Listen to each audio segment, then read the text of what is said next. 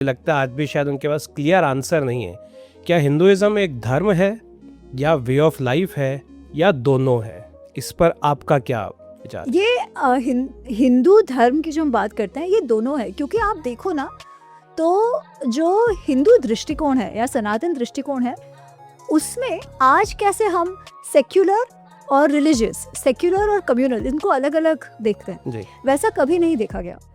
जीवन जीना ही मतलब है कि उसको आपको धर्म के अनुसार जीना है। राइट। अब ये फर्क जो हम कहते हैं कि वे ऑफ लाइफ, धर्म वगैरह, वो इसलिए है क्योंकि धर्म को ही हम बहुत संकुचित समझते हैं। We have a very restricted understanding, a very limited understanding of dharma. हमको लगता है धर्म मतलब रिलीजन, रिलीजन मतलब क्या, भगवान है उसकी पूजा पाठ, केवल वो रिलीजन है।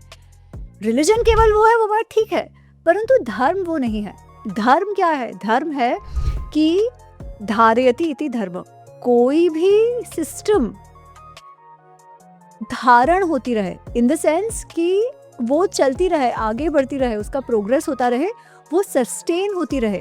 द प्रिंसिपल ऑफ सस्टेनेबिलिटी, जो सिस्टम को बढ़ाता है, सस्टेन करता है, उसको धर्म कहा जाता है। हम ये कहते हैं, हमारी ये मान्यता है कि लोक कल्याण का जो भी ज्ञान है, जो विजडम है, वो है, it exists. Human beings, specially जो ऋषि, अपनी वो साधना अवस्था, जिनका वो स्पिरिचुअल एलिवेशन अच्छा खासा है, वो साधना अवस्था में beyond the 5 senses they became निमित्त, वो जो निमित्त बने, मीडियम बने उस ज्ञान को लोगों तक पहुंचाने में। जी। पर वो ज्ञान था, it existed in the nature, तो आप कुछ कर नहीं रहे हो, दैट ज्ञान एग्जिस्ट। वो ज्ञान हम तक लाने का काम ऋषियों ने किया, जिनको मंत्र दृष्टा कहा जाता है, और वो ज्ञान जो उन्होंने लाया उसे वेद के रूप में स्थापित किया गया। अक्सर इसमें एक सवाल आता है कि फिर ऐसे धर्म में जो कास्ट सिस्टम जिसको हम देखते हैं, हम ये कहते हैं कि वो वर्ण विभाजन था, कास्ट तो ब्रिटिश कॉन्स्ट्रक्ट है और वर्ण विभाजन में कोई ऊंच नीच बाय डेफिनेशन नहीं है। लेकिन एक कड़वी सच्चाई ये है कि आज भी हम देखते हैं कि कहीं ना कहीं वो कास्ट बेस्ड एट्रोसिटीज़ हैं, वो डिफरेंसेस हैं।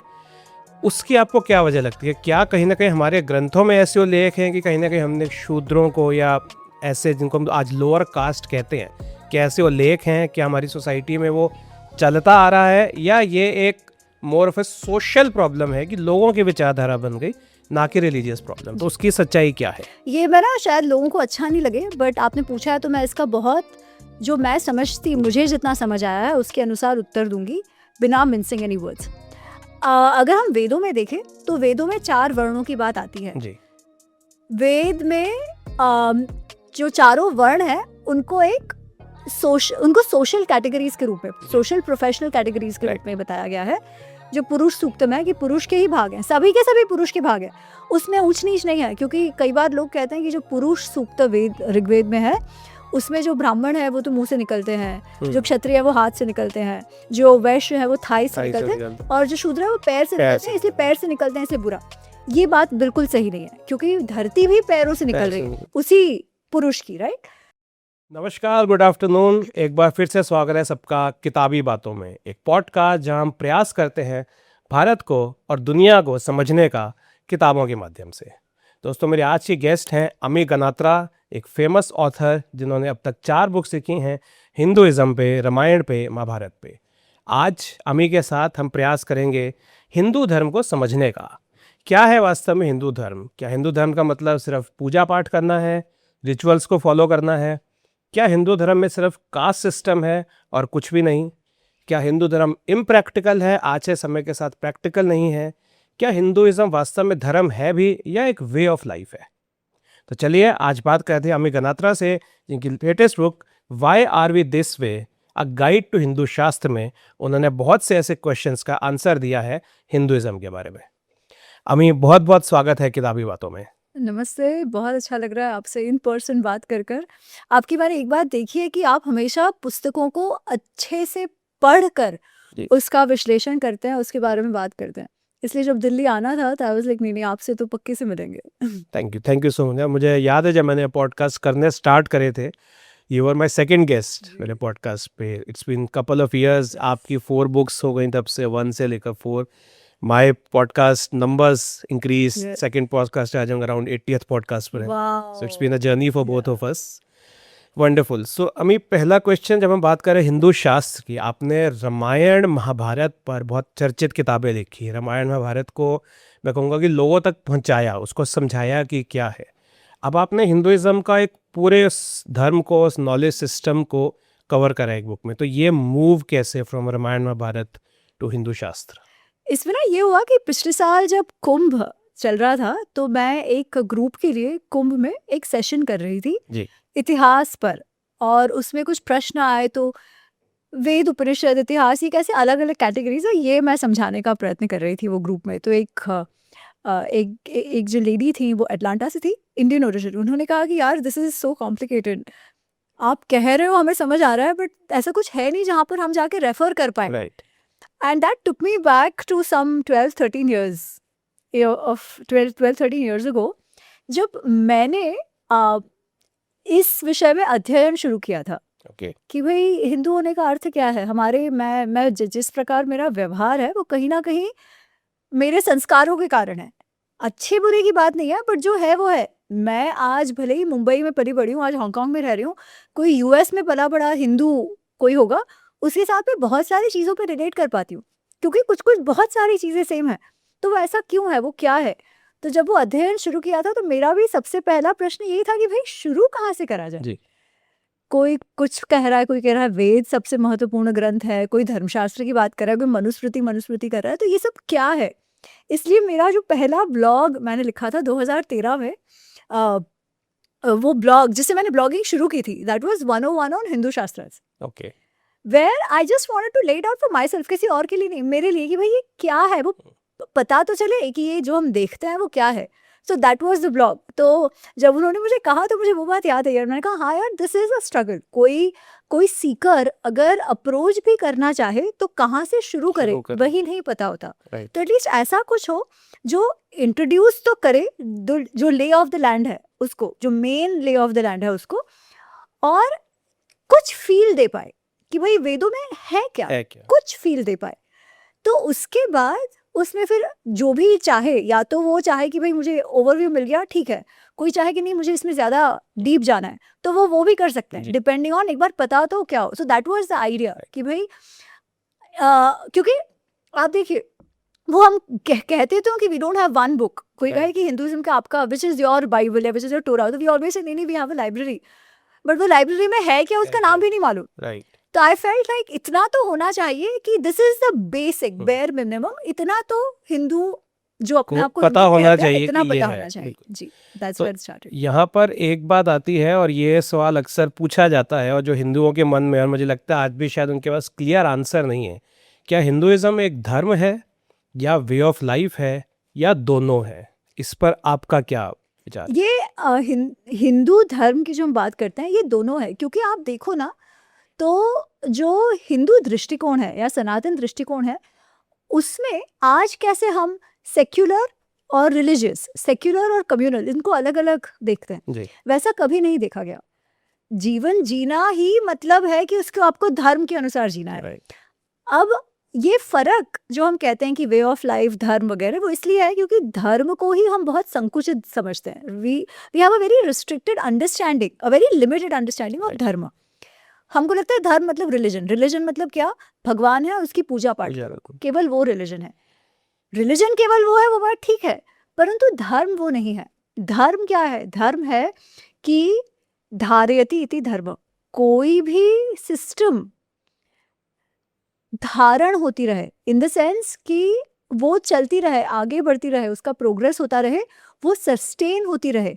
द प्रिंसिपल ऑफ सस्टेनेबिलिटी, जो सिस्टम को बढ़ाता है, सस्टेन करता है, उसको धर्म कहा जाता है, जिसमें रिलीजन भी आता है। क्योंकि हाँ, श्रद्धा की जीवन में एक जगह है जिसमें आपके प्रोफेशंस भी आ जाते हैं, जिसमें लोगों के साथ के इंटरैक्शंस भी आ जाते हैं, कम्युनिटी इंटरैक्शंस भी आ जाते हैं, वो सब कुछ आ जाता है। सब बात है, बिल्कुल। वो सभी कुछ हिंदू धर्म कवर करता है।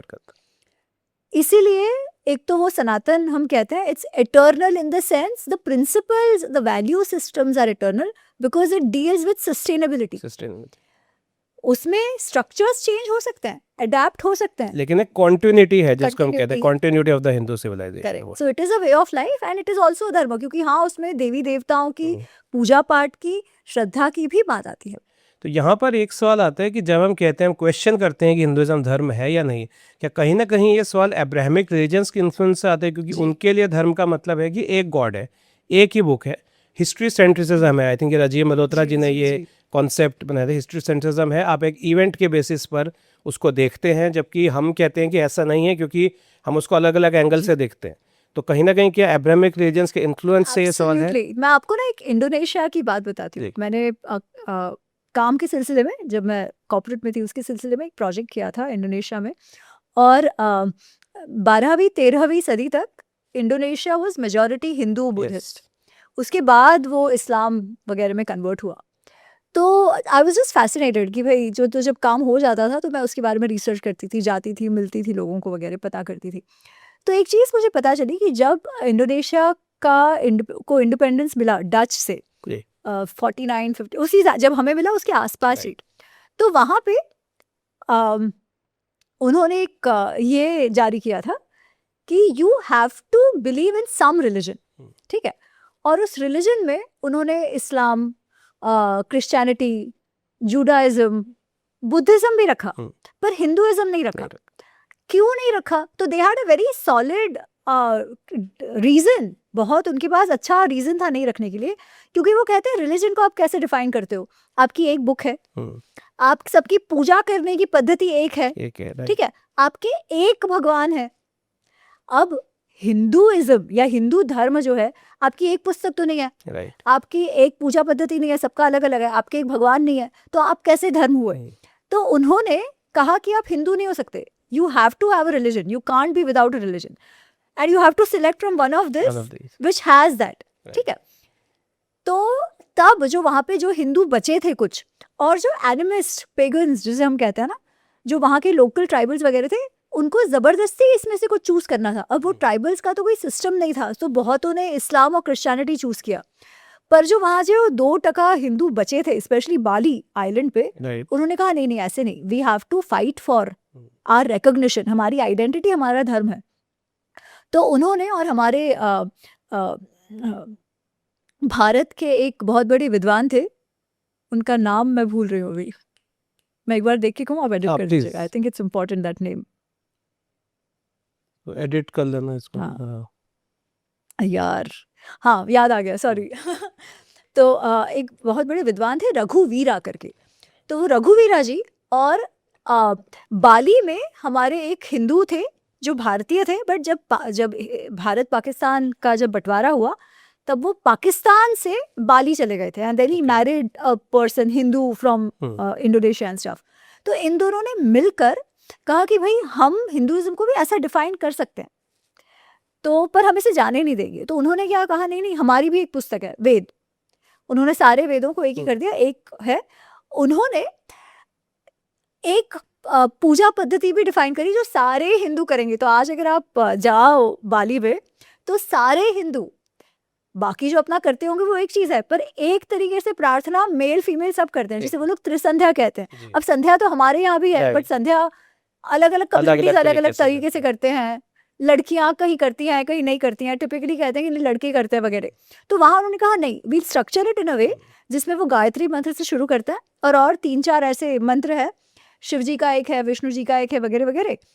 पर सब लोग, तो आप अगर आज बाली जाओ तो वहाँ 3 बार, जैसे 5 बार नमाज पढ़ी जाती है, वैसे 3 बार त्रिसंध्या का चैंट होता है लाउड स्पीकर से.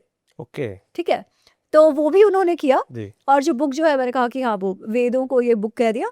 और जो एक भगवान जी, तो उन्होंने क्या किया, वहाँ पे जो पुराने मंदिर है ना, वहाँ आपको बहुत सारे, जैसे हमारे अलग अलग मूर्तियाँ हैं, वहाँ पे भी अलग अलग मूर्ति, शिव जी का, विष्णु का, सूर्य का, गणपति जी का, ये सारे हैं. पर उन्होंने क्या कहा कि हमारा कॉन्सेप्ट इवेंचुअली ब्रह्म भगवान है. अगर उपनिषद आप देखो तो उपनिषद में इन सबके बियॉन्ड जो निर्गुण निराकार है ना, वो ब्रह्म तत्व है. ये सारे जो हम भगवान मानते हैं वो उन्हीं का मैनिफेस्टेशन है. इस कॉन्सेप्ट को लेकर उन्होंने अचिंत्य इसका इंट्रोडक्शन किया। अब इन्होंने किया नहीं है क्योंकि हमारे में अद्वैतिक फिलॉसफी आप Right. देखो तो ऑलरेडी वो मानते है। हैं कि हम ब्रह्मास्मि तत्त्वमसि, सब कुछ उसी का है। उसी का है। तो उस फिलॉसफी पर पिवट करके एक्चुअली पहले ही अचिंत्य का इंट्रोडक्शन हो चुका था, क्योंकि हिंदुइज्म में तो बहुत सारे अलग अलग दर्शन तो होते थे, तो ऑलरेडी मेरे ख्याल से 16-17 सेंचुरी में अचिंत्य का कॉन्सेप्ट था उनमें। तो उन्होंने उस अचिंत्य के कॉन्सेप्ट को ही और ज़्यादा प्रसिद्ध करा और ये कहा कि नहीं, हमारे में भी एक ही भगवान है, वो अचिंत्य। तो आप अगर वहाँ के मंदिर में अब जाओगे ना तो दे हैव एक पिलर जैसा है Okay. और एक फिगर जैसा है जिसे वो अचिंत्य कहते तो हैं। जो सुप्रीम कॉन्शियसनेस Supreme, जिसे हाँ, कहा जाता है, exactly. उसको उस रूप में पूज अचिंत्य रहे हैं। मतलब क्या, वो एब्स्ट्रैक्ट तत्व है, Abstract. राइट, जिसे हम ब्रह्म कहते हैं, निराकार निर्गुण सा। निराकार निर्गुण। तो उन्होंने वैसे उसे डिफाइन किया। सो यू सी, हम धर्म को, रिलीजन जो समझते हैं वो उसी के कारण उसी समझते के हैं, कारण, बिल्कुल। क्योंकि हमारा जो फ्रेमवर्क है धर्म, इक्वेटिंग इट टू रिलीजन, तो वो वही है, क्योंकि वो रिलीजन तो अब्राहमिक है। Right. उनके लिए एक पुस्तक होना, एक पूजा एक पद्धति होना वो है। Right. So they actually structured it, and which वो स्ट्रक्चर कर पाए राइट, हमारे ही कॉन्सेप्ट्स को लेकर। बिल्कुल। So they did it. So I mean, just giving you a case study of what you mentioned. नहीं, wonderful. I think that's an eye opener for many. So अब एक बात और आती है, आपने जो बुक में लिखा है अ गाइड टू हिंदू शास्त्र, जितना पूरा हिंदू कॉर्पस है, हिंदू लिटरेचर बोले या उसे धर्म ग्रंथ बोले, और हम देखते हैं बहुत वास्ट है। तो Vedas are the like foundational books, उसके बाद उपनिषद हैं जो वेदास का ही पार्ट है, रामायण महाभारत है, उस पर asking more question specific to that, then Dharmashastra और बहुत बहुत कुछ है। एक संक्षेप में अगर आपको किसी को एक्सप्लेन करना हो कि इस पूरे कॉर्पस में क्या है, तो अगर आप एक बहुत ब्रीफ में उसको समझा सकें। तो हमारा जो स्क्रिप्चर्स है, जो शास्त्र का लिटरेचर है, वो वैसे तो बहुत वास्ट है, पर जिसे हम मेन मानते हैं, है ना, जो संस्कृत में जिसे मेन मानते हैं, वो दो कैटेगरीज में है। एक है श्रुति और एक है स्मृति। श्रुति मतलब जो सुना गया, जिसमें वेद उपनिषद आते हैं। अब सुना गया मतलब क्या, वो क्या आवाज हो रहा था कहीं और लोगों ने सुन लिया, ऐसा उसका अर्थ नहीं है। या जैसे अब्राहमिक ग्रंथों के लिए कहते हैं कि वो रिवील हो गया जी, ऊपर एक भगवान है, उन्होंने उसे रिवील कर दिया और हम तक पहुंच गया, वो भी नहीं है। हम ये कहते हैं, हमारी ये मान्यता है कि लोक कल्याण का जो भी ज्ञान है, जो विजडम है, वो है, it exist. Human beings, specially जो ऋषि, अपनी वो साधना अवस्था, जिनका वो स्पिरिचुअल एलिवेशन अच्छा खासा है, वो साधना अवस्था में beyond the 5 senses they became निमित्त। वो जो निमित्त बने, मीडियम बने उस ज्ञान को लोगों तक पहुंचाने में। जी, पर वो ज्ञान था, it existed in the nature. तो आप कुछ कर नहीं रहे हो, दैट ज्ञान एग्जिस्ट। वो ज्ञान हम तक लाने का काम ऋषियों ने किया, जिनको मंत्र दृष्टा कहा जाता है। और वो ज्ञान जो उन्होंने लाया, उसे वेद के रूप में स्थापित किया गया। ठीक है, अब ये श्रुति ग्रंथ है जिसमें नो ऋषि इज क्लेमिंग कि आई एम द डूअर और I am the creator of it. तो जहाँ अब्राहमिक रिलीजन कहते हैं कि मैसेंजर था और मैसेंजर ने वो, I won't say messenger, I will say medium. Messenger ये होता है कि कोई एक मनुष्य या कोई एक एंटिटी जी, कुछ बोल रहा है और वो आप दूसरे तक ला रहे हो। ये एंटिटी नहीं है, this is knowledge itself is exist. ठीक है, and you become a medium for that knowledge which is existing to manifest. तो neither is the As God the each- supplier of the, क्योंकि दो नॉलेज है, हमेशा है, दैट्स वे से कि एटर्नल है, कॉन्टिन्यूटी है, चलती आ रही है। एब्सोल्युटली। और ना वो जो जिन्होंने करा ऋषियों ने, वो कहेंगे मैं मैसेंजर हूँ और ये मैंने भगवान से, गॉड से आपको ये मैसेज पहुंचाया। That is how it differs. हाँ, करेक्ट। दे आर सेइंग जो ज्ञान था वो हमारे द्वारा मैनिफेस्ट हुआ in a language, in forms of mantra which people understand. Right, अब before I go to smriti, one thing I should tell you कि ये जो वेद का जो ज्ञान है, वो एसेंशियली रिचुअल के लिए था। रिचुअल क्या? यज्ञ। पर ये यज्ञ का सिंबॉलिसिज्म क्या है? यज्ञ में हम क्या करते हैं, मतलब आजकल कम हो गया है, बट आज भी जब गृह प्रवेश वगैरह होता है तो हम हवन करते हैं, बट बाय एंड लार्ज यज्ञ वाज कि आप जो देवता हैं, अब ये देवता कौन से हैं सारे? इंद्र, वरुण, सूर्य, अग्नि, है ना, ये सारे नेचुरल एलिमेंट्स हैं, नेचुरल फोर्सेस हैं। इन सब के कारण ब्रह्मांड पे, पृथ्वी पे जीवन जी पा रहा है, राइट? तो इन्होंने, हमारे एंसेस्टर्स ने देखा कि हमारा जो जीवन है वो हम सबके राजा ऐसा नहीं है, हमारे हाथ में कुछ नहीं है, हम जी ही इसलिए पा रहे हैं बिकॉज प्रकृति के ये जो फोर्सेस हैं एलिमेंट्स हैं ये, उनके कारण हम जी पा रहे हैं। और प्रकृति में जो भी वस्तुएं हैं, जो भी जीव हैं, we are one of that, human beings are one of it, animals, trees, so जो कुछ है सबका अपना अपना स्थान है। सभी लोग प्रकृति से कुछ लेते हैं और प्रकृति को वापस कुछ देते हैं। राइट। और ये जो लेना देना, ये सिम्बायोटिक रिलेशनशिप जो है, उसके कारण ये चक्र चला आ रहा है। उस चक्र में हम भी एक भाग है, हम उसके सर पे बैठे हुए राजा नहीं है, हम उसे कंट्रोल नहीं कर रहे हैं, हम उसका एक भाग है। तो हम कैसे वो सिम्बायोटिक रिलेशनशिप चलाए जिसमें हम ले भी और दे भी, राइट? तो देवताओं से ले रहे हैं तो देवताओं को देना भी है, as gratitude, as offering. That ritualization, लेना और देना, क्यों? टू मैनेज और मेंटेन द ऑर्डर, वो जो इकोलॉजिकल बैलेंस, जो ऑर्डर, जो कॉस्मिक ऑर्डर है, उसे मेंटेन करना। कैसे करोगे? उसका रिचुअलाइजेशन इज यज्ञ। और ये जो कॉस्मिक ऑर्डर है उसके लिए हमने शब्द यूज किया rita. Rita comes from r which means to flow, कि ये जो साइकिल है ना वो फ्लो होता रहे, वो चलता रहे। टू मेंटेन ऋत, यज्ञ का रिचुअल हुआ, विच इज टू ऑफर और टू वर्शिप। तो इसमें हम देवताओं को बुलाते हैं, उनको ऑफर करते हैं, उनसे प्रार्थना करते हैं कि आप हमारी ये विशेष पूरी करिए, राइट? ऑफर करना है और लेना है। This is that symbiotic relationship in the ritual which was यज्ञ। तो जब एलिमेंट्स को हम एक तरह से हम धन्यवाद दे रहे हैं, एग्जैक्टली, और उसका मैनिफेस्टेशन हम गॉड में देखते हैं। जब कोई पूछता है कि अग्नि देव का क्या मतलब है या सूर्य देव का क्या मतलब है, तो हम उसको जो नेचर में हमें मिल रहा है, जिसकी वजह से जीवन चल रहा है, Correct. हम उसको मैनिफेस्ट करते हैं, देखते हैं भगवान की और तरह, और उनको अपनी तरफ से एक गिविंग बैक जिसको हम कहते हैं, हम वो कर रहे हैं। और इसमें भी केवल देवता, मतलब केवल वो देवता नहीं है जी, वो ज्ञान को भी देवता मान रहे हैं, क्योंकि उनसे भी आप ले रहे हो, राइट? वो मन्यु, जो पैशन, इमोशन है, उसको भी देवता मान रहे हैं, वो वाक को भी देवता मान रहे हैं। उन सबके लिए सूक्त लिखे गए हैं, ठीक है? तो ये वेदों में है। रिचुअल कैसे करो, प्रार्थना कैसे करो, and then the philosophical aspects, कि how do you understand reality, जो उपनिषद में आता है ना। एक तो है कर्म कांड, doing the ritual, but what do these rituals really mean, right? And what is the end goal of life? हम कहते हैं मोक्ष, है ना? तो वो मोक्ष को कैसे समझे? जीवन में सुख दुख चलते रहते हैं, उससे बाहर कैसे आओ? तो वो समझ, वो अल्टीमेट रियलिटी क्या है, राइट? क्योंकि फिर ये उन्होंने पूछा कि हाँ, देवताओं से हमें मिलता है, हम देवताओं की स्तुति करते हैं, उनका धन्यवाद करते हैं, परंतु देवता अपना काम करते रहे, ये कैसे होता है? तो उनके ऊपर भी कोई है जो इंश्योर करता है कि ये ऑर्डर चलता है, क्योंकि ये जो देवता भी है वो उस ऑर्डर का ही भाग है, उसके बियॉन्ड नहीं है। बिल्कुल। तो who is it, what is it which maintains that order? तो वो ब्रह्म तत्व की बात आई, निर्गुण निराकार की, right? So this is the whole thing, Veda Upanishad, जिसमें कर्मकांड और ज्ञान दोनों हो जाता है, दोनों आ जाता है, जिसे श्रुति कहा गया जी। अब ये रिचुअल, फिलॉसफी, ये सब ठीक है, पर जब आप जीवन जीते हो तो आपको बहुत सारी चीजें चाहिए होती है। जैसे एक दूसरे के साथ आप कैसे इंटरेक्ट करो, एक्चुअल लाइफ में आपका स्वास्थ्य कैसे ठीक रहे, आप घर कैसे बनाओ, आप प्रोटेक्शन कैसे करो।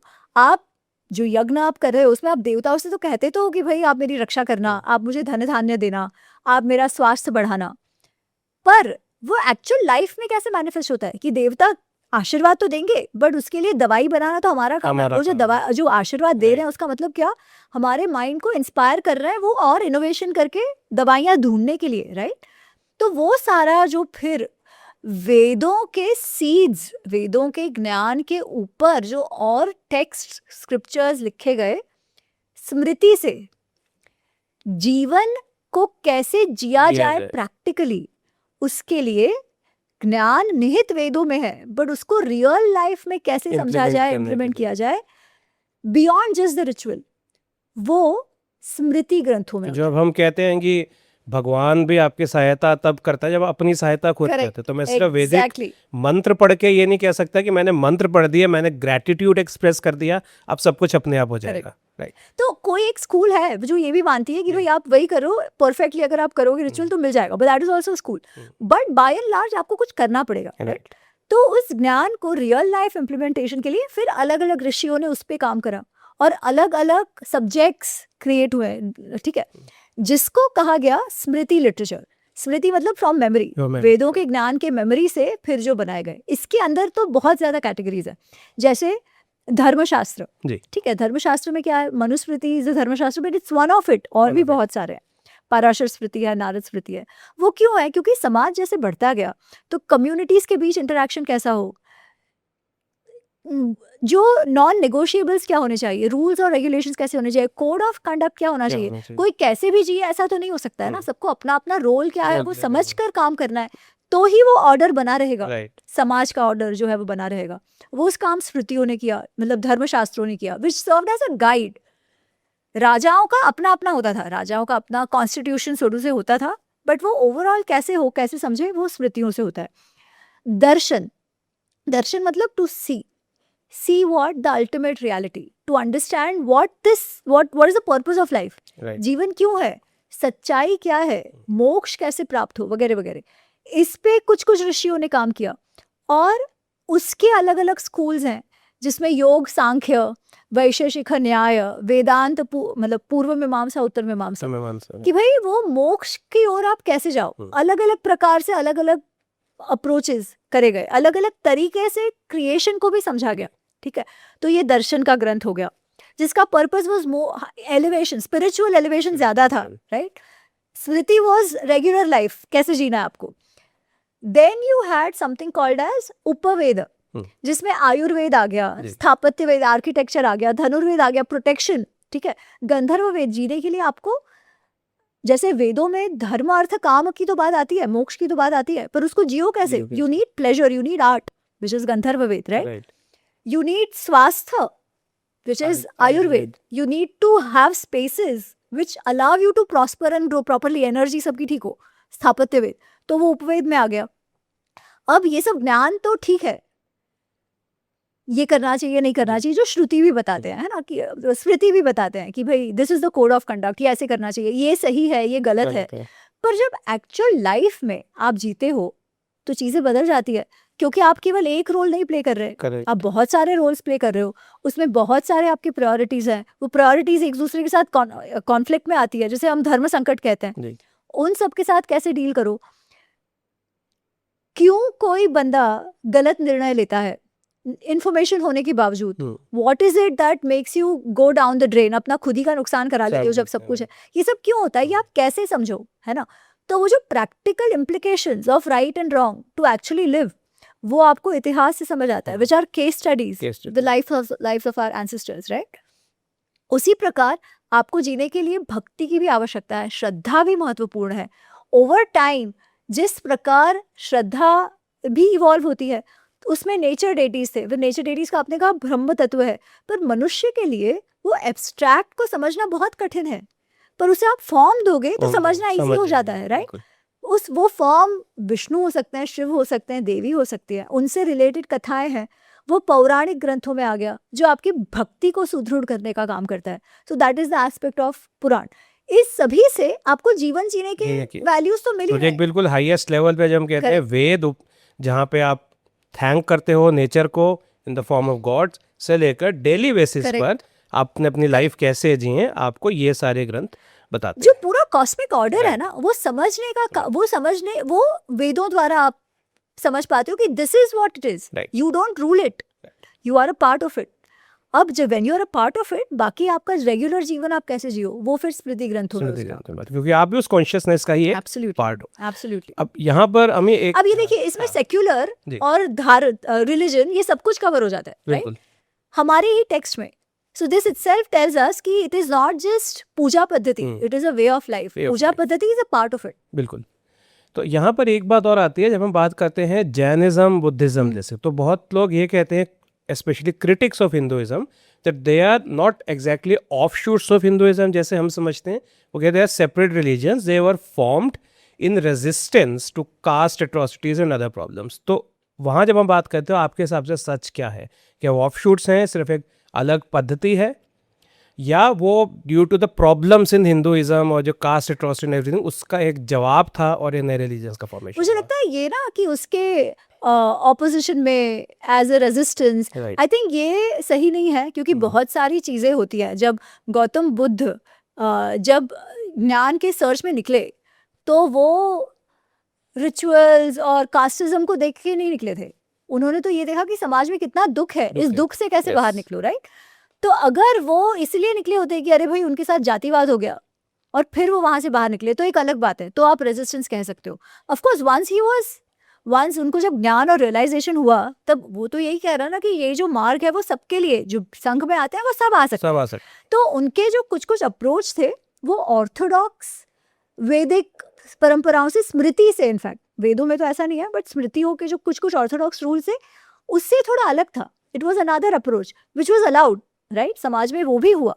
तो आई वुडंट से कि it came out as a resistance, पर जैसे बाकी सारे भी स्कूल्स ऑफ थॉट्स, दर्शन जैसे आए हैं कि आप सच्चाई को कैसे समझो, आप सुख दुख को कैसे समझो, आप सुख दुख के बियॉन्ड जाने का कैसे सीखो, ये भी वही बात करते हैं। बुद्धिज्म हो, जैनिज्म हो, वो भी उसी की बात करते हैं। चारवाक आप कहो, है ना, चारवाक मतलब एथिज्म नहीं, मतलब आप निरीश्वरवादी कह सकते हो, Right. बट इट इज निरीश्वरवादी नास्तिक। वो भी था कि भाई मैं जो देखूंगा वो मैं मानूंगा, जो मुझे दिख नहीं रहा है वो मैं नहीं मानूंगा। बस उसका अर्थ ऐसा नहीं है कि उनके कोई रूल्स रेगुलेशंस या एथिक्स नहीं थे, वो भी थे, राइट? तो ये जो दर्शन है इसमें दो कैटेगरीज है, एक है आस्तिक और एक है नास्तिक। नास्तिक। आस्तिक क्या है? आस्तिक वो है जो कहते हैं कि मेरे लिए final authority to prove my point is the Veda. Veda. In the sense जब वो ये कहते हैं कि अल्टीमेट रियलिटी क्या है, ठीक है, तो अल्टीमेट रियलिटी वो जो भी उनका कॉन्सेप्ट है, somehow it should hinge back to the वेद, कि Yes. वेद से के द्वारा, वेद में ऐसे आप वो प्रूव कर सके कि हम जो कह रहे हैं वो वेद के वेद के साथ उसके संलग्न है। It's in sync with the Vedas. It's in sync with the Vedas. अब उसमें भी अलग अलग है, but somehow they find a way to sync it with the Vedas. जबकि बौद्ध, जैन और चारवाक ये कहेंगे कि नहीं, हम वेद को क्यों अथॉरिटी माने, वो भी शब्द प्रमाण है। हम्म। अगर हम स्वयं उसका एक्सपीरियंस कर पाए तो ठीक है, नहीं तो नहीं। नहीं। तो वो लोग वेदों को अल्टीमेट अथॉरिटी नहीं नहीं मानते, मानते। पर उनका जो पूरा एक्सपेंशन, डेवलपमेंट जो भी कुछ हुआ है तो इसी क्षेत्र में, इसी भूमि पर, इसीलिए उसे हिंदू फोल्ड में माना जाता है, क्योंकि हिंदू शब्द जो है वो कहीं ना कहीं जोग्राफिकल कनोटेशन है ना Yes. उसका, उसके कारण वो इस फोल्ड में है। पर क्या वो वेदों को मानते हैं? नहीं, मानते। उस तरीके से वो अलग है। वेदों को वो एज ए फाइनल अथॉरिटी नहीं मानते। बौद्धिज्म में, बुद्धिज्म में वो बुद्ध के टीचिंग्स को फाइनल अथॉरिटी Right. मानते हैं। जैनिज्म में तीर्थंकर को मानते हैं। तीर्थंकर मानते। चारवाक जो है या आजीविका है, उनका अलग अलग है। चारवाक क्या कहते हैं कि अगर मैं स्वयं से कर पाऊं, if I can experience it, तो I trust it, right? But all these schools have existed, एक दूसरे के साथ शास्त्रार्थ किया है और वो उसी प्रकार से डेवलप हुआ है। जिसने लोगों के बीच अपना जो लोगों के बीच पॉपुलर हो पाए या लोगों को कन्वर्ट कर पाए वो रहे, जो नहीं कर पाए वो चले गए। राइट। So और जो this was- चारवाका की तो जैसे अपनी फिलॉसफी बताई, कहीं ना कहीं वो हिंदू धर्म के कोर आइडिया से मिलती है, क्योंकि वो यही है कि एक्सपीरियंशियल, आप जिस रूप में मानते हैं, समझते हैं भगवान को, तो कृष्ण के कहते हैं, कोई उनको बाल गोपाल कहते हैं कि उन्होंने एक बच्चे के तौर पर ही भगवान को देखा, समझा, पूजा, या कोई कृष्ण वो महाभारत वाले, कहीं ना कहीं हम कहते हैं एक्सपीरियंशियल है। आपको ज़रूरी नहीं कि आपको इस भगवान को मानना है या इस रिचुअल को मानना है, वो आपको फ्लेक्सिबिलिटी देता है मानने या ना मानने। और चारवाका का प्रिंसिपल कुछ हद तक वो है कि आप हाँ। अपने हिसाब से तो समझें। चारवाक क्या कहते हैं? चारवाक कहते हैं कि यार आप अगर कहते हो कि ऐसा रिचुअल से मुझे स्वर्ग मिलेगा या नर्क मिलेगा, राइट, पर स्वर्ग नर्क तो मैं देख नहीं पाता, राइट। तो स्वर्ग नर्क जैसा कुछ है ही नहीं, ये वो मानते हैं, ठीक है। किसी मिरेकल में वो नहीं मानते कि ऐसा करोगे तो ऐसा होगा, ऐसा होगा। बिकॉज अगर मैं जब तक वो प्रूफ ना कर पाऊं, तो आज हम जो साइंस देखते हैं ना वो चारवाक फिलोसफी है कहीं ना कहीं। पर हुआ क्या है, चारवाक एज अ कल्ट या संप्रदाय कभी नहीं था। चारवाक को चारू वाक, उससे चारवाक आता है। चारू वाक मतलब वो जो लोगों को बहुत अपील करता है, ठीक है। तो जब वो अपील करता है तो क्यों, it allows you lot more freedom Yes. In living your life. अब जो उसके क्रिटिक्स थे उस समय, वो क्या कह रहे हैं, क्योंकि ये मानते नहीं है, इसमें श्रद्धा नहीं है किसी एक तत्व में या एक बुक में, क्योंकि बुक के लिए आपको श्रद्धा होगी तो ही आप मानोगे ना, बोलोगे, बिल्कुल। नहीं तो why will it be the final authority. तो वो क्या कहते हैं कि ये जो क्रिटिसिज्म उनका करते हैं ये तो एकदम मटीरियल है, इनके तो कोई रूल्स रेगुलेशंस नहीं है, so they look down upon it in that sense. तो वो कहेंगे अरे चारवाक तो कहता है, वो जो उसका बहुत फेमस है ना कि कौन सा है वो, ऋणम कृत्वा घृतम पिबेत, यावत जीवेत सुखम जीवेत, ऋणम कृत्वा घृतम पिबेत, भस्मीभूतस्य जीवस्य भस्मीभूतस्य देहस्य पुनरागमन कुत। तो वो कहते हैं कि जब तक जीते हो मस्ती में जियो, मस्ती में अगर आपको उधार लेके भी अगर घी पीना पड़े तो आप पियो, क्योंकि एक बार मर जाओगे तो वापस कहाँ आना है। वन लाइफ टू लिव, जैसे वन लाइफ टू लिव, जो करना है करो, ठीक है। ये उसकी क्रिटिक्स कहते हैं।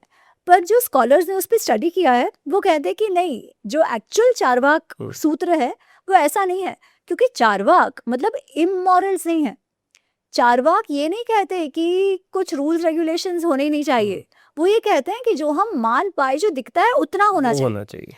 अब अगर आपको समाज को सस्टेन करना है तो कुछ कुछ कोड ऑफ कंडक्ट तो होना चाहिए, कुछ कुछ मोरालिटी। चारवाक का ये मानना है the required morality is inherent.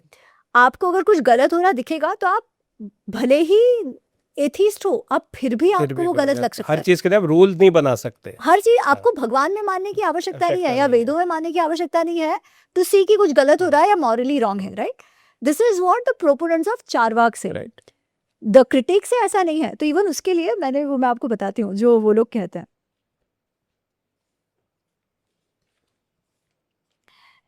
तो जो एक्चुअल चारवाक का स्पिरिट है, जो चारवाक स्टडी करने वाले स्कॉलर्स कहते हैं, यावत जीवेत सुखम जीवेत नास्ति मृत्यु अगोचर भस्मीभूतस्य देहस्य पुनरागमन कुत। तो वो कहते हैं कि जब तक जीते हो सुख से जियो, क्योंकि मृत्यु से तो कोई भाग ही नहीं सकता। अब ये देखिए ये कितना फर्क हो गया। उसमें वो कह रहे हैं घृतम ऋणम कृत्वा घृतम पिबेत, कि आप डेड भी कर लो, घी पी लो, क्योंकि वापस आपको किसी को देना नहीं है ना। तो वो उसमें लिटरली आपको इमोरलिटी की तरफ धकेल रहे हैं, राइट। जबकि the more what scholars believe a more balance take of the Charvaka philosophy, इसकी मृत्यु तो होना ही है ना। कोई भी मृत्यु से बच नहीं सकता। तो जब तक आप जी सकते हो तो अच्छे से जियो। That doesn't necessarily mean be immoral, right. क्योंकि जीना तो आपको है, if you are always only indulging, ठीक है, तो आप जितना जीना आपके नसीब में होगा वो भी आप नहीं जियोगे। Of course they don't believe in नसीब, that's a different thing.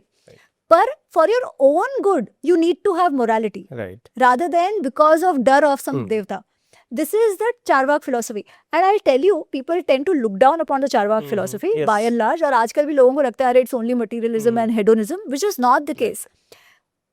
How do we have the proof of it? मैंने उसमें चारवाक का जब मैं लिख रही थी, मैंने उसमें लिखा है अर्थशास्त्र में जब एक युवराज के पढ़ाने की बात आती है कि उनको आप क्या क्या पढ़ाओ जिससे वो एक अच्छे लीडर बन पाए, जिससे उनका डिसीजन मेकिंग अच्छा हो। तो उसमें चाणक्य कहते हैं कि अच्छा उनको जो डोमेन, जो ट्रेड है उसके बारे में पता होना चाहिए, दंड नीति के बारे में पता होना चाहिए, वेद के बारे में पता होना चाहिए, धर्म क्या है अधर्म क्या है वो सब उसमें पता होना चाहिए।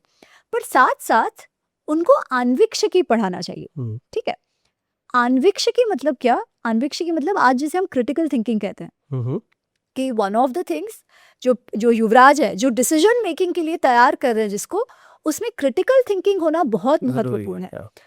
अब क्रिटिकल थिंकिंग कैसे डेवलप हो, तो उसके लिए वो कहते हैं 3 सब्जेक्ट्स पढ़ाओ, योग, सांख्य और लोकायत। लोकायत मतलब चारवाक, ठीक है। योग सांख्य से क्या है, बेसिकली आपका जो पर्सपेक्टिव टुवर्ड्स लाइफ है ना, वो बहुत एनालिटिकल होता है और मन पे कंट्रोल आता है। योग इज ऑल अबाउट दैट, मन को कंट्रोल करना है, ऑब्जेक्टिविटी डेवलप करनी है। और चारवाक, क्यों चारवाक या लोकायत?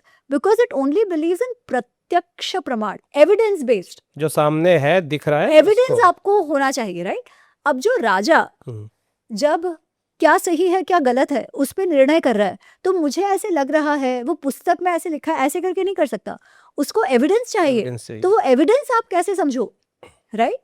एविडेंस पे के बेसिस पर आप किस प्रकार निर्णय ले सकते हो, किस प्रकार क्रिटिकल थिंकिंग कर सकते हो, वो आपको लोकायत से मिलता है। अब इशू ये हो गया है कि लोकायत का बहुत ज्यादा लिटरेचर हमारे पास है नहीं। तो it is either what the critics have told us या little bit of reconstruction which the scholars have done.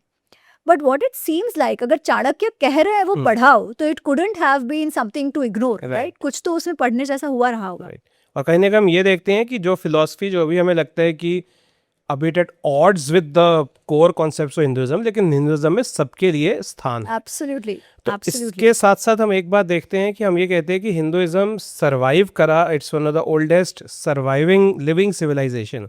बहुत सी सिविलाइजेशन जो हिस्ट्री बुक्स में रह गई और म्यूजियम्स में रह गई।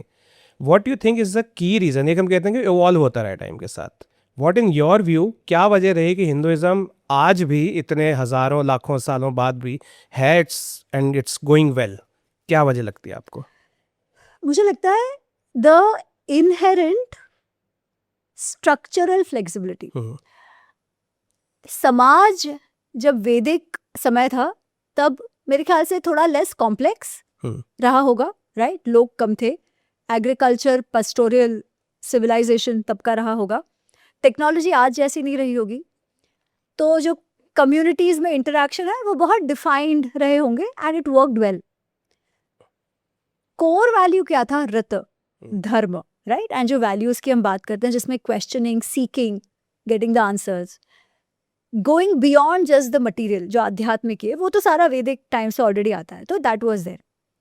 जैसे कॉम्प्लेक्सिटी समाज में बढ़ती गई, लोग बढ़ते गए, कवर एरिया ज़्यादा होने लगा, टेक्नोलॉजीज बढ़ती गई, तो उसके साथ साथ उन्होंने देखा कि पहले जो फैमिली बेस्ड ही प्रोफेशंस हैं वो अब ऐसा नहीं है। भले फैमिलीज तो है पर प्रोफेशंस अब लोग बहुत अलग अलग कर रहे हैं, राइट। आवश्यकता भी बहुत अलग अलग पड़ रही है बिकॉज इतने सारे लोग हैं, टेक्नोलॉजी बदलती जा रही है।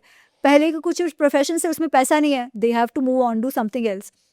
जो यज्ञ के रिचुअल्स थे वो पहले तो ठीक था, जो जब तक वो कॉम्प्लेक्स नहीं थे, जैसे वो और कॉम्प्लेक्स होते गए, they needed a lot of money, उसमें दक्षिणा वगैरह भी बहुत होती है, बहुत दिनों तक चलता है, वो केवल राजा वो लोग करते थे, राइट?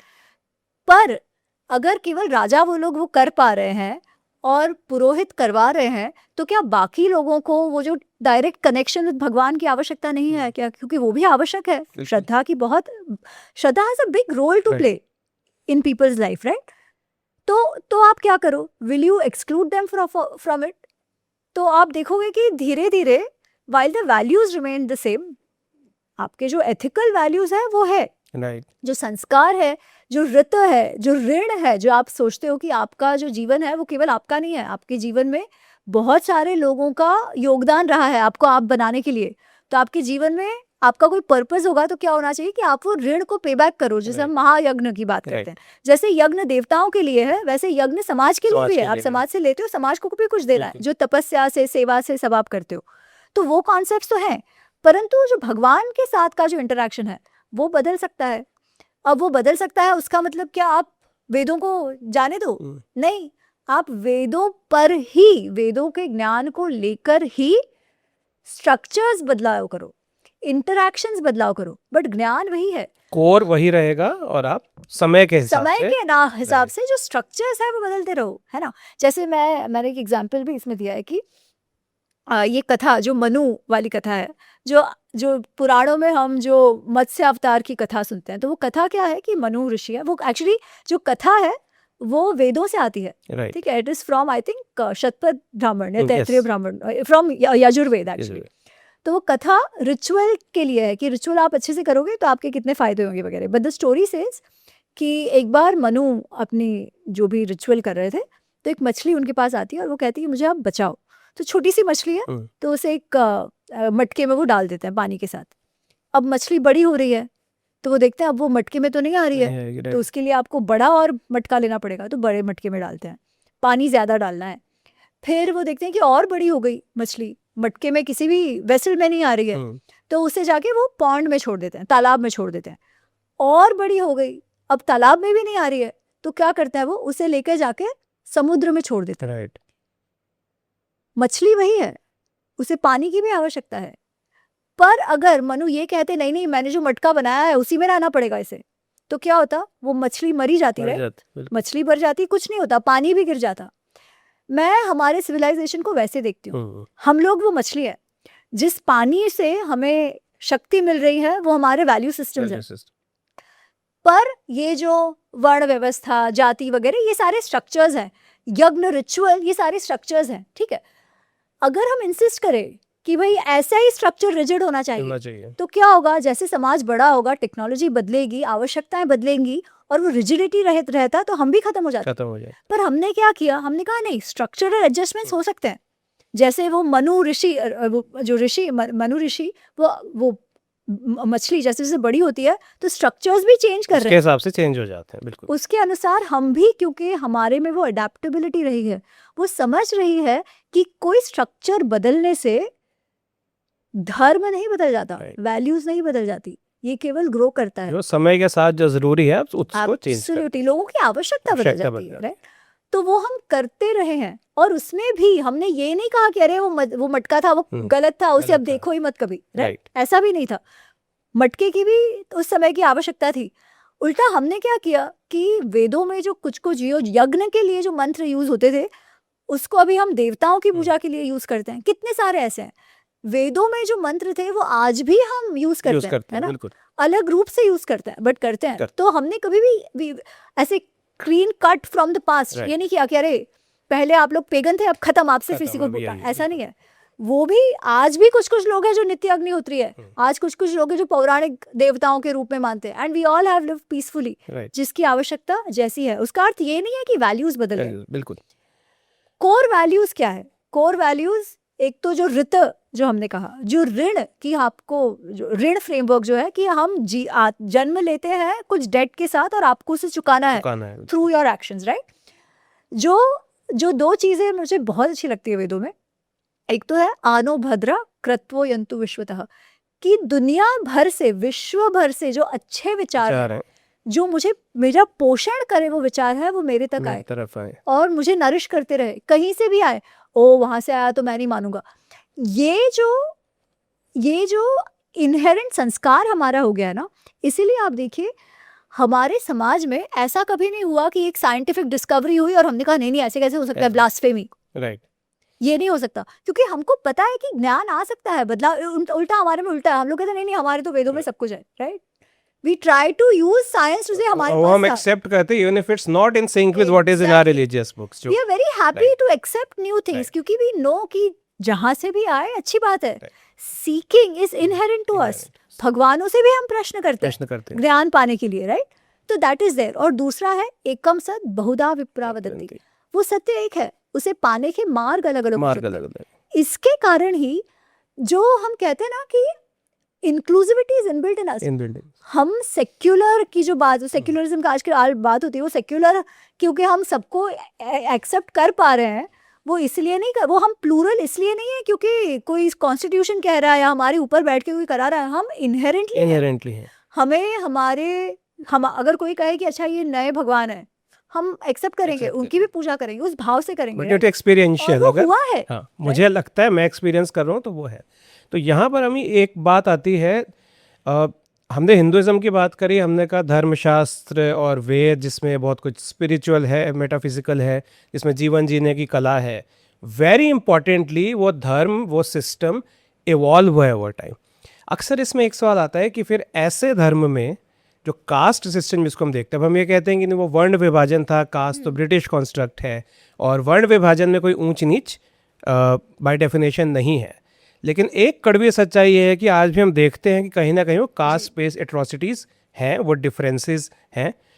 उसकी आपको क्या वजह लगती है? क्या कहीं ना कहीं हमारे ग्रंथों में ऐसे लेख हैं कि कहीं ना कहीं हमने शूद्रों को या ऐसे जिनको हम आज लोअर कास्ट कहते हैं, क्या ऐसे वो लेख हैं? क्या हमारी सोसाइटी में वो चलता आ रहा है, या ये एक more of A social problem है कि लोगों की विचारधारा बन गई, ना कि रिलीजियस प्रॉब्लम? तो उसकी सच्चाई क्या है? ये मेरा शायद लोगों को अच्छा नहीं लगे, बट आपने पूछा है तो मैं इसका बहुत, जो मैं समझती, मुझे जितना समझ आया है उसके अनुसार उत्तर दूंगी बिना मिंसिंग एनी वर्ड्स।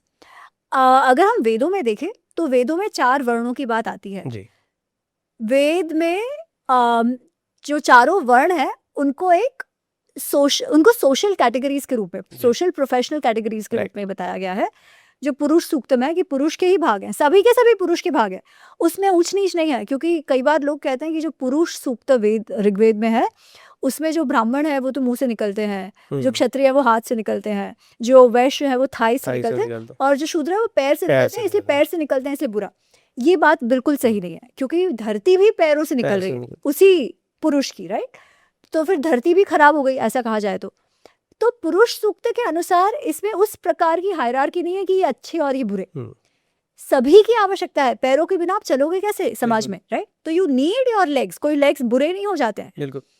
एक बात वेद में जो आती है, जो ब्राह्मण ग्रंथ में आती है बेसिकली, कि आप रिचुअल की जहां तक बात है, तो उसमें वो कहते हैं कि जो यज्ञ का रिचुअल है उसका अधिकार, एक्चुअल रिचुअल जो है उसका अधिकार शूद्रों को नहीं है, ये बात आती है उसमें, ठीक है? पर वेद पढ़ने का भी अधिकार नहीं है, और सुनोगे तो कुछ कुछ हो जाएगा, ये वेद में कहीं नहीं आता है। पर ओवर टाइम अगर आप स्मृति में देखते हो तो कुछ कुछ ऐसी बातें हैं। एक तो यू ऑलरेडी सी कि varna which could have been more flexible, yes. और इतिहास में भी आपको दिखता है कि बहुत इंटरमिंगलिंग हो रहा है। महाभारत में तो इंटरमिंगलिंग हो रहा है अक्रॉस जातीज and everything, right? And Mahabharata के टाइम पे you had some people who believe in the very strict varna vyavastha, जाति व्यवस्था की जन्म से ही है, एंड अदर्स जिसमें फ्लूइडिटी भी है, केवल आप यही हो, एक ही जाति के हो तो आपको यही काम करना, ऐसा नहीं है। You seen fluidity there. पर स्मृति में आते आते, और स्मृति में मतलब कई लोग कहते हैं कि वो भी इवॉल्व हुई है, कोई कहते हैं नहीं पहले से, बट जो भी कुछ है, स्मृति विच सर्व्ड एज अ गाइडलाइन, ठीक है? उसमें आप क्लियरली देख पाते हो कि वर्ण और जाति आर कंसिडर्ड सिमिलर, ठीक है? एंड वो जन्म से ही है, कि आप जो भी वर्ण में जन्मे हो वो भी जन्म से ही है। It is not just profession based, जैसे कई बार आज लोग कहते हैं ना कि सब कुछ ब्रिटिशर्स ने किया। That is not true. The जन्म based varna is very clear in the smritis. और स्मृतियों में इवन गौतम धर्मशास्त्र जो धर्मसूत्र वगैरह है, उसमें डेफिनेटली ऐसे कुछ कुछ बात है जो आज के कॉन्टेक्स्ट में जिसे हम डिस्क्रिमिनेशन कह सकते हैं।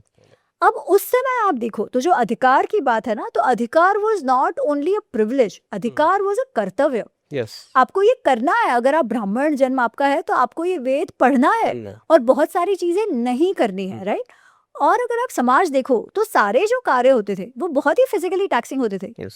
सभी कार्य करने में आपको इतनी मेहनत करनी पड़ती थी। अगर सभी लोग एक ही काम करेंगे तो बाकी लोग क्या करेंगे, राइट? तो not everybody had to do everything, not all rituals were meant for everybody. Also उसमें पैसे भी लगते हैं, तो you needed people to do different jobs and it made sense. But as I said, वो स्मृति के टाइम पे आते आते आई थिंक कहीं कहीं वो जो कर्तव्य प्रिविलेज भी हो गया और गेट कीपिंग जैसा भी हो गया। There are literal punishments mentioned, ठीक है, जो आज के संदर्भ में अगर आप देखो तो डेफिनेटली डिस्क्रिमिनेटिव लग सकते हैं। स्पेशली तब जब जिनको जो अधिकार है सोटू से वो अधिकार तो नहीं ले रहे है ना, अपना कर कुछ नहीं रहे हैं कर्तव्य, पर गेट कीपिंग करना है सिर्फ, तभी वो लग सकता है कि ये डिस्क्रिमिनेटिव है सोटू से। But we should not forget कि कभी भी ये जो स्मृति है वो एज इज कहीं अप्लाई हुई है कि अरे वो उसमें वो पनिशमेंट लिखा है इसीलिए वो शूद्र ने वेद पढ़ा तो उसे क्योंकि गौतम धर्मसूत्र में है कुछ कुछ चीजें कि आप जो शूद्र है वो सुन भी नहीं सकते, राइट? तो अगर उसने सुना तो उसको पनिशमेंट दे दिया, आपको कहीं नहीं मिलता है। इवन जो उसके कमेंटेटर्स हैं वो कहते हैं कि ऐसा हुआ नहीं है कभी, this is just meant to discourage ऐसे करके। बट हाँ, it could look oppressive today. I think what has happened over time is that specially जब इन्वेजन्स शुरू हुए starting from Central Asia and stuff, right, 7th 8th 9th century के बाद, तो क्या हुआ, आपका सोशल फैब्रिक इतना ज्यादा बिगड़ गया कि सभी लोग बहुत ज्यादा इनवर्ड लुकिंग हो गए। आपका काम था आपकी कम्युनिटी को बचा लो, दैट्स इट, और कुछ नहीं, है ना। उसके कारण जो बहुत ज्यादा हमारा जो साइंटिफिक डेवलपमेंट होता था, मैथमेटिकल डेवलपमेंट, वो सारा आप देखो before 10th century. 10th century के बाद कुछ हुआ है, पर अधिकतर जो सारा है वो उसके पहले का है। 11th 12th सेंचुरी में कुछ है, पर उसके बाद वो कम ही होता गया है, because survival was at stake. सभी का सर्वाइवल वॉज एट स्टेक। उस समय आप ज्यादा ही ज्यादा इनवर्ड फोकस होते ही जाते हो। डेफिनेटली आई विल नॉट से कि जाति कभी स्ट्रिक्ट थी नहीं, केवल फ्लूइड थी, ऐसा नहीं था। व्हाट यू सी इज जाति रिजिड भी थी और फ्लूइड भी थी। It was not just one. तो दोनों के उदाहरण हैं, लेकिन एज अ हिंदू मुझे ये फ्लेक्सिबिलिटी है। अगर मेरे ग्रंथ में भी लिखा है तो मेरे को उसको ब्लाइंडली फॉलो नहीं करना कि किताब में लिखा था तो मेरे को भी यही करना है कि मेरे को किसी को ऊंच नीच के पर्सपेक्टिव से देखना ही है। वो तो यार, वो तो मनुष्य ने किया, मनुष्य ने, है ना, कि अरे भाई छुआछूत, जैसे छुआछूत की बात तो नहीं है, राइट। हम इसके लिए ना, मुझे ये भी ठीक नहीं लगता कि हम ब्रिटिशर्स को कह दें यार, ब्रिटिशर्स हमारे कान में आगे बोल के गए थे कि तुम छुआछूत करो। उन्होंने तो एग्जिस्टिंग फॉल्ट लाइंस को एक्सप्लॉइट किया, मतलब बिल्कुल फॉल्ट लाइंस तो थी ना, उन्होंने मनुस्मृति को सेंट्रल नहीं बनाया, उन्होंने जो हमारे लोग थे उन्हीं से कहा कि उन्हीं से तुम्हारा कहा। कौन सा मेन ग्रंथ है, Right. ये है, अब उसको करो, अब इसके हिसाब से हम करेंगे।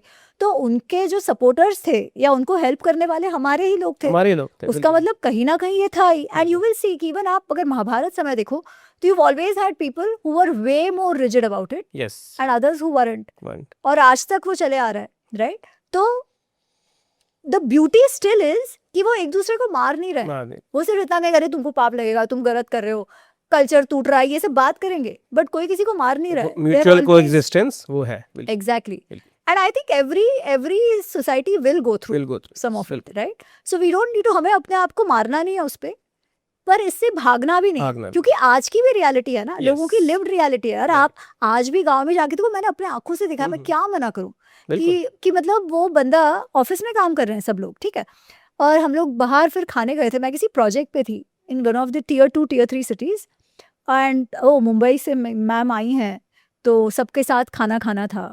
एंड एक टेबल था जहाँ पे 2 ही बच्चे बैठे थे, तो मैं जाकर वहाँ बैठ गई। I was literally called and said, अरे वो लोग तो नीचे जाती है, वहाँ मत बैठो। काम कर रहे हैं उनके साथ, बट खाना आज भी है कि भाई जितना दूर रखो दूर करो। अब रखो। ये किसको आप ब्लेम करोगे? अभी भी आप ब्रिटिशर्स को ब्लेम करोगे? Of course. तो ये तो मानसिकता की बात है। मानसिकता की बात है, तो बिल्कुल। एंड मतलब दूसरा ये हो जाता है कि एक साइड ये है कि कुछ नहीं था, सब ब्रिटिशर्स ने किया। दूसरा ये है कि कभी कुछ हाँ भाई, कि मतलब कुछ था ही नहीं हमारे में तो इशू, सारा कुछ ब्रिटिशर्स ने किया। अरे भाई आज भी है, राइट? आज भी है। दूसरा ये कि अरे जो कर रहे हैं सिर्फ ब्राह्मण ही कर रहे हैं, तो उनको आप परपेट्रेटर्स बता दो। ऐसा भी नहीं है, ऐसा भी आप नहीं है, बहुत सारे बिल्कुल। कास्ट वॉर्स देख रहे हैं, Right. वो उसमें ब्राह्मण नहीं है, बाकी कास्ट के अंदर ही हो रहा है, राइट? हो रहा है। बट व्हाट इट डज से is that yes it is a problem, Hmm. It served us well during जो जब हमारे पे आक्रमण वगैरह हुआ, तो हमारे कुछ कुछ प्रैक्टिसेस को बचाए रखने का बचाए काम रखने। डेफिनेटली जाति ने किया। Right. जो सिक्योरिटी है फाइनेंशियल, और जो कहते हैं ना रक्षण, कि आपको आइडेंटिटी मिल रहा है आपके समाज के यहाँ, तो आपको बचा लेंगे, बचा लेंगे। वो काम भी जाति ने किया। जातिवाद नहीं किया है। बहुत सारे जो बिजनेस ग्रुप्स हैं वो अपने ही जाति वालों के साथ काम करते हैं, right? And they have prospered, क्योंकि एक जैसा विचार है, एक जैसा अप्रोच है जीवन में, तो उसका पर्पस भी रहा है, इसीलिए तो आज तक ये रहा है। तो इट्स नॉट लाइक सब कुछ बुरा ही था उसमें। यहाँ पर मुझे याद है महात्मा गांधी ने कभी ये कहा था कि जाति प्रथा में गलती नहीं है, जो जातिवाद है उसमें गलत है। जाति Correct. प्रथा की वजह से तो हिंदू धर्म पूरा बिखरने से बच गया बच गया हाँ। उस समय। उस समय।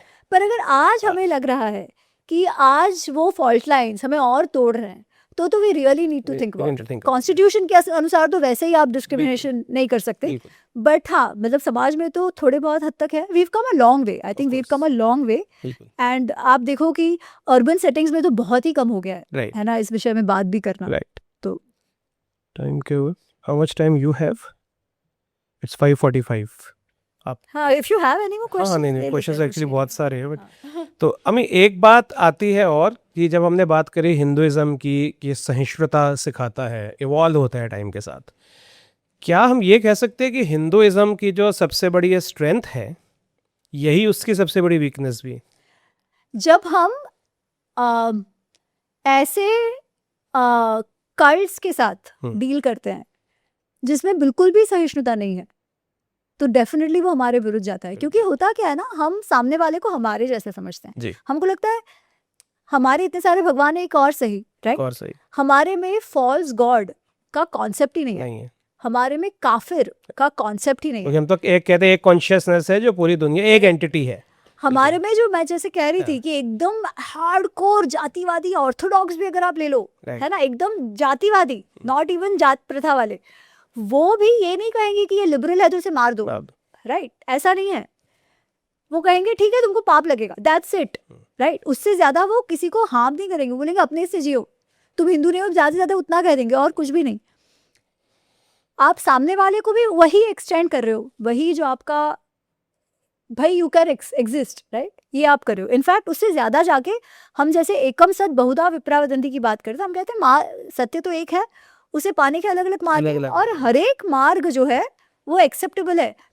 समभाव, आदर, ये इनहेरेंट है हमारे में कि आपका अलग अलग हो सकता है, पर उसका अर्थ मैं वैष्णव हूँ, आप शैव हो, मेरे लिए विष्णु सर्वश्रेष्ठ है, ठीक है, बट उसका अर्थ मैं आपको एग्जिस्ट नहीं कर रही दूंगी, ऐसा नहीं है, राइट? बिल्कुल। वही हमने क्रिश्चियनिटी के साथ किया, वही हमने इस्लाम के साथ किया। इनफैक्ट इसीलिए आप देखो दुनिया भर में जिनका जिनका प्रोसिक्यूशन हुआ है परसिक्यूशन हुआ है, सॉरी, वो सब लोग यहाँ पर आए। यहाँ पर आए, पारसी ले लो, बहाई ले लो, बिल्कुल सीरियन क्रिश्चियंस ले लो, जूस ले लो, सब लोग, है ना। सब लोग आए। परंतु ये म्यूचुअल रिस्पेक्ट, इसका फंडा ही अब्राहमिक फिलॉसफीज में नहीं है, स्पेशली जो दो बड़े हैं, है ना, वो आपको क्योंकि उनमें फॉल्स गॉड का कॉन्सेप्ट आ जाता है कि आप जो भी, आपके तो फॉल्स गॉड्स हैं और उनका ये रिलीजियस कर्तव्य है कि वो फॉल्स गॉड से आपको निकाले। और अगर क्रिश्चियन देखो तो आपको गुड न्यूज सुनाए, राइट, और इस्लाम देखे तो सब कुछ वो क्या दारुल जो आप सबको हलाल कर दे, हराम जो है उसको खत्म ही कर दो और हलाल कर दो, राइट। ये कॉन्सेप्ट हमारे में नहीं है, पर उनमें है। तो जब वो शत्रुबोध की बात आती है ना, वहीं कहीं कहीं हमें समझ ही नहीं आता है, हमें लगता है जैसे हम हैं वैसे ही वो है, पर ऐसा होता नहीं है, ऐसा कभी नहीं हुआ। ये कदाचित हमारे जो मिडीवल किंग्स हैं वो भी नहीं समझ पाए, इंडिपेंडेंस के समय भी हम नहीं समझ पाए, इसलिए हम सब ने खिलाफत मूवमेंट का भी सपोर्ट किया, राइट। पर सामने से वो कभी नहीं मिला, सामने से वो सपोर्ट कभी नहीं मिला। हमारे इंक्लूसिविटी को मिशनरीज जो है वो मिसयूज करते हैं, तो that is definitely the thing. Though what I believe is, इसमें आई वुडंट से कि our philosophy is our problem, our both is our problem, कि हम समझते हैं, हम केवल अपना ही जानते हैं, वो कोई मेंढक की तरह, है ना। हमें सामने वाले को भी समझना होगा, हमें स्वयं बोध की और शत्रुबोध की जो बात आती है वो दोनों ही समझने होंगे, बिल्कुल। तो और यहाँ पे हमें एक जो और बात बहुत छेड़ी जाती है वो है condition of women, the treatment of women in Hindu scriptures, mythology. उस पे आप क्या पर्सपेक्टिव? अगर हम इतिहास देखें हिंदुइज्म का, तो हम बात करते हैं कि गार्गी मैत्री से लेकर सीता, राधा सब रही हैं और एक सम्मान मिला है, डिस्क्रिमिनेशन नहीं रहा है। यट बहुत से लोग ये आर्ग्यू करते हैं कि महिलाओं को एक उतना सम्मान नहीं दिया गया हिंदू धर्म में, तो उस पर आपका क्या कहना है? देखिए, अगर आप इतिहास की जितनी भी स्त्रियों के पात्र लेंगे, राइट, सभी की सभी बहुत सशक्त हैं, सभी की सभी अपने मन की बात भी कहती हैं, अपने निर्णय भी स्वयं करती हैं और अपने साथ वाले लोगों से करवाती भी हैं। इसका अर्थ ये नहीं है कि उनके जीवन में संघर्ष नहीं है, उसका अर्थ ये नहीं है कि उन्होंने कोई कर्तव्य नहीं निभाया, उन्होंने सारे कर्तव्य निभाए, संघर्ष भी झेला। पर क्या वो अबला नारी, बिचारी, डिस्क्रिमिनेटेड, ऐसी कोई नहीं है, इतिहास में तो कोई नहीं है, राइट। हमारे वेदों में भी आगे चल के भले ऐसा लोगों ने कह दिया है, आज भी बहुत सारे संप्रदाय हैं जो मानते हैं कि स्त्रियों को वेद पढ़ने का अधिकार दिए, परंतु वैदिक मंत्र दृष्टा स्त्रियां हैं, ठीक है, ऋग्वेद में उनके सूक्त लिए गए हैं, इसलिए ऐसा भी नहीं है कि जहां पर नॉलेज है उसको डिनाई कर दिया गया है। हाँ, अगर फिर से एक बार अगर आप स्मृतियों में कुछ कुछ देखो तो कुछ कुछ चीजें ऐसे हो सकती है कि पुरुष को कुछ कुछ चीजों में ज्यादा लिबर्टी है और स्त्रियों को नहीं है, पर ओवरऑल आज जो हम फ्रीडम और लिबर्टी की बात सोचते हैं वो तो किसी को भी नहीं थी, ना पुरुष को ना स्त्री को। उस समय पुरुष का और स्त्री का जो रोल था वो भी बहुत डिफाइंड था। अगेन वो सही था कि गलत, वो आज के दृष्टिकोण से हम इसीलिए नहीं कह सकते क्योंकि उस समय जो टेक्नोलॉजीज थी, जो काम था वो सारा अलग था। बाहर भी उतना ही फिजिकली टैक्सिंग काम था, घर पे भी उतना ही फिजिकली टैक्सिंग काम था, क्योंकि हम जब कहते हैं वो फाइनेंशियल इंडिपेंडेंस वगैरह, तो वो उस समय शायद पॉसिबल भी उतने हद तक नहीं था, राइट। पर ऐसा भी नहीं था कि नहीं है। अगर आप रानियां वगैरह देखो तो उनको सैलरीज भी मिल रही हैं, कुछ कुछ जो उनके राज्यों के टैक्सेस भी उन्हें मिल रहे हैं। कौशल्या माँ की बात आती है, उनको टैक्सेस मिल रहा है, कुछ कुछ जो राज्य जो उनके गांव है वो उनके अंडर है, राइट। तो वो एस्पेक्ट भी है।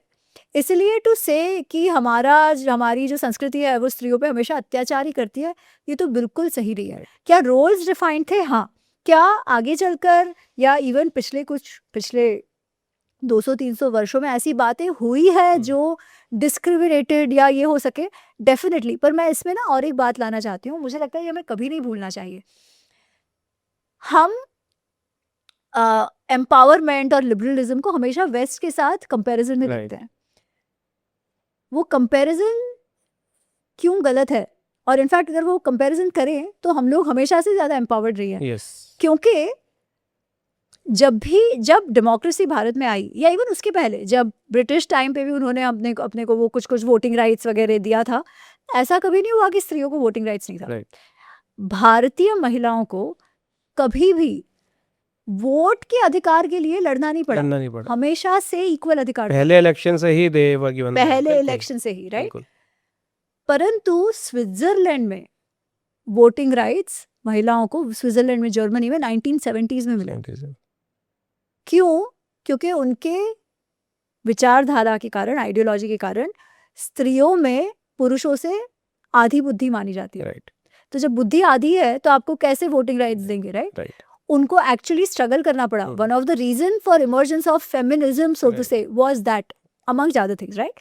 सो ऐसा नहीं है कि समाज में प्रॉब्लम नहीं है, समाज में प्रॉब्लम्स हैं और उसके लिए हमें काम करते रहना चाहिए। And I think we are way ahead in that, right, right to address all of that. तो हाँ, समाज की प्रॉब्लम्स है, पर ये कहना कि आपके संस्कृति के कारण है, मुझे लगता है ये वो बिल्कुल कहना ठीक नहीं गलत, है। बिल्कुल। दो सवाल हैं, एक रामायण महाभारत, क्योंकि आपने तो उस पर ऑलरेडी काफ़ी बुक्स लिखी हैं। रामायण महाभारत मिथ है, कहानी है या इतिहास है? इतिहास है, 101% इतिहास है। इतिहास का डेफिनेशन होता है पूर्ववृत्तम कथायुक्तम, जो पहले हुआ है, जो कथा रूप में बताया गया है। उसका मतलब कोर स्टोरी तो है, जो हुआ है वो है, जो पात्र है वो है ना। कुछ कुछ चीजें लार्जर देन लाइफ करके बताई गई होगी जो हमें शायद समझ नहीं आती, जो मिस्टिकल लगती है, जो भी, पर क्या हुआ है 100% उस डेफिनेशन को ही इतिहास कहा जाता है। और महाभारत रामायण को इसीलिए इतिहास कहा जाता है। तो 100% इतिहास। तो इसको जैसे हम कहते हैं हिस्ट्री विद एम्बेलिशमेंट्स, तो हम कहते हैं कि कोर Absolutely. स्टोरी वो है, उसमें हमने बहुत कुछ ऐड कर दिया और बिसाइड्स थोड़ा बहुत एम्बेलिशमेंट है, राइट पर अगर उस एम्बेलिशमेंट को हम ना स्वीकारें ना, तो भी कोर स्टोरी में कोई फर्क नहीं पड़ता। और इसका एक उद्देश्य है, not just documentation of the past, जो तो वो है ही, पर ये है कि हमें हमारे जीवन जीने की सीख मिले पूर्वजों के जीवन से। धर्म अर्थ काम मोक्षाणाम उपदेशम समन्वितम, बिल्कुल ये काम महाभारत और रामायण से होता है। तो it is history but more profound than history. इतिहास का सबसेट हिस्ट्री है, राइट इतिहास सुपरसेट है। पर क्या ये हुआ है? तो हमारे मान्यता के अनुसार ये पक्का हुआ है। It is not just a legend. और कहीं जैसे आपने कहा कि बहुत कुछ सिखाती है, जैसे महाभारत के लिए तो अक्सर जैसे कुछ लोग कहते हैं कि it's a war story, but सच्चाई है अगर आप महाभारत पढ़ें, क्योंकि आपने तो ऑब्वियसली उसको पढ़ा है डिटेल में, कहीं ना कहीं it's a book about ethical choices, ethical dilemmas, it's about what should be the कर्तव्य duties of different people in life in society. तो बहुत कुछ सिखा, लेकिन हमने कहीं ना कहीं उसकी ब्रांडिंग इस तरह से करी कि उसको वॉर स्टोरी पे और मिथ जो केवल माइथोलॉजी वॉर स्टोरी कहेगा, हाँ, उसने महाभारत को समझा ही नहीं है। Okay, last question, how do you see a Hindu in the coming years? Enlightened Hindu, aggressive Hindu, militant Hindu, या वो हिंदू जो पूजा पाठ में बिलीव करता है? देखिए, मैं चाहती हूँ कि जो हिंदू बच्चे आ रहे हैं वो अपने आप को समझें, और जो हमारी अच्छाई है ना उसे छोड़े नहीं। मतलब शत्रु बोध होना आवश्यक है, जैसे मैंने कहा, बट जो शत्रु की आइडियोलॉजी है वो बन नहीं जाना है। कहीं कहीं मुझे कई बार ये लगता है कि हम शत्रु बोध में इतने उलझ जाते हैं कि उनके जैसे बन जाते हैं, राइट, कि भाई यही है, यही और वो हम हमारे पे भी अप्लाई करने लगते हैं कि नहीं, हिंदू मतलब क्या है, यही ऐसे ही होना चाहिए, ऐसे नहीं किया तो हिंदू नहीं, वगैरह वगैरह, right. But you will always have all types of people. What I want is कि जो कोर वैल्यू सिस्टम है, which has made us what we are and which has helped us survive, जिसमें हम रित की बात करते हैं, धर्म की बात करते हैं, सीकिंग की बात करते हैं, ओपन माइंडेडनेस की बात करते हैं, क्वेश्चनिंग की बात करते हैं, लिविंग अ सस्टेनेबल लाइफ की बात करते हैं, वो सब होना चाहिए। सम आदर for other philosophies, I have mine, you have yours, right, वो सब होना चाहिए। ये जानते हुए कि और ऐसे नहीं है, और जो हमारे जैसे नहीं है उनको हम ये एक्सटेंड नहीं कर सकते। ये समझ होनी चाहिए। अपने आइडेंटिटी में गर्व तो होना ही चाहिए, बट कंफर्ट और कॉन्फिडेंस होना चाहिए। बिल्कुल। कोई इन हमें हमारे बिलीफ या श्रद्धा के बारे में प्रश्न पूछे तो उसका लॉजिकली, इंटेलेक्चुअली भी उत्तर देना आना चाहिए। हर चीज में साइंस लाने की जरूरत नहीं है, बिल्कुल, पर उसके बारे में कन्विक्शन से बात तो हो पाए। और मैं ये देख रही हूँ कि धीरे धीरे वो है, क्योंकि ये we are in that churn period. तो कुछ कुछ ऐसे भी है जिनको लगता है नहीं नहीं, जाति व्यवस्था अगर आपने तोड़ दिया तो कुछ नहीं बचा हिंदुइज्म में, खत्म हो गया सारे, है ना। पर then you have always had that kind of people. या कोई जो कहते हैं कि अरे सब चलता है हिंदुइज्म में, कोई रूल्स रेगुलेशंस ही नहीं है। ऐसा भी नहीं है, एक मर्यादा उसमें भी है, वो भी समझनी चाहिए। तो अपने आप को भी समझे, पर जो मैक्रो है ना वो कभी ना भूले, और औरों को भी समझे, उनके जैसे बन ना जाओ, पर समझो, ताकि उनके साथ का भी इंटरेक्शन जो हो वो आप सही से समझ पाओ। क्योंकि समाज में तो नहीं होता, सभी का स्थान है, सिर्फ हम ये नहीं कह सकते कि हमारी ही फिलॉसफी सही है और बाकी गलत है।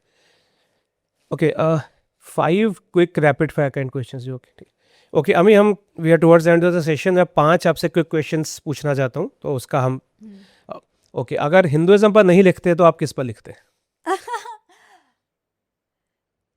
मैं शायद ट्रैवल पर लिखती। मेरे Travel. अगर आप ब्लॉग्स देखो तो हाँ। मैंने बहुत सारा ट्रैवल ब्लॉगिंग किया है। Okay, एक हिंदू संत जो आज नहीं है उनमें से, जैसे रामकृष्ण परमहंस या स्वामी विवेकानंद या आदि शंकराचार्य, कोई भी, अगर आपको मौका मिले पास से प्रेजेंट में लाने का, वो कौन होंगे? पतंजलि। पतंजलि। ऋषि पतंजलि। जी, पतंजलि। आपकी लाइफ में सबसे बड़ी इन्फ्लुएंस किसकी है? माँ की। आपकी मदर की। एक ऐसा कोई सवाल जो आपने इतना हिंदू धर्मों को पढ़ा है, समझा है, ऐसा कोई एक सवाल या प्रश्न ऐसा जिसका आप कहीं आज तक उत्तर नहीं मिला है?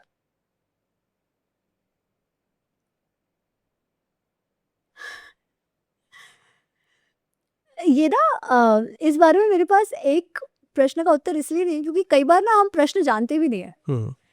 जितना हम जानते हैं वो हम पूछकर सीख करते हैं, और मुझे लगता है कि कहीं ना कहीं, अब बाकी सब तो जाने दो, बट अगर गीता को ही पढ़ो ना, तो मुझे ऐसा लगता है कि हर बार किसी प्रश्न के साथ जब मैं गीता को ही अप्रोच करती हूँ, तो एक नया दृष्टिकोण उस बात को, उस प्रश्न को समझने का और उस उत्तर को भी समझने का मिलते रहता है। तो ऐसा मैं नहीं कहूँगी कि मुझे सब कुछ आ गया, ऐसा मैं नहीं कहूँगी कि सारे प्रश्नों के उत्तर भी मुझे समझ आ गए। अभी भी मैं जो कह रही हूँ वो यथा सामर्थ्य जो मुझे अभी समझ में आ रहा है उसके अनुसार कह रही हूँ। But what I'm absolutely happy about is that मैं उस संस्कृति में मेरा जन्म हुआ है जहाँ पर मैं ये प्रश्न पूछते रह सकती हूँ। मुझे प्रश्न पूछने का अधिकार है और वो प्रश्नों के उत्तर पाने का भी अधिकार है। हिंदुइज्म से रिलेटेड वो बुक जो आप सबको रिकमेंड करेंगे अदर देन योर बुक्स? अच्छा, तो मैं तो भगवद गीता, भगवत, महाभारत, वेद व्यास, महाभारत, वाल्मीकि रामायण। वंडरफुल अमी, बहुत एक इंटरेक्टिव सेशन मैं कहूँगा, one of the best podcast I ever had. Hinduism के बारे में मैं भी पढ़ता हूँ, बट मेरे लिए बहुत वेज में एक आई ओपनर था, बहुत कुछ आज सीखने को मिला। और जो लोग ये पॉडकास्ट देख रहे हैं, मैं कहूँगा डेफिनेटली शुरू से एंड तक देखिए, बहुत कुछ, एक मास्टर क्लास ऑन हिंदुइज्म और Hindu shastras, why are we this way, one of the books I again strongly recommend. Hinduism को समझिए, सिर्फ इसलिए बिलीव नहीं करिए क्योंकि किसी ने कहा है, सिर्फ इसलिए क्रिटिसाइज़ नहीं करिए क्योंकि कोई और कर रहा है। हिंदुइज्म को समझिए, और समझने के लिए एक ऐसी बुक और ऐसा पॉडकास्ट जो आपको रियली ही कहीं मिलेगा। अभी आपने किताबी बातों के लिए समय दिया, बहुत बहुत धन्यवाद। बहुत बहुत धन्यवाद। जय श्री कृष्ण। जय श्री कृष्ण।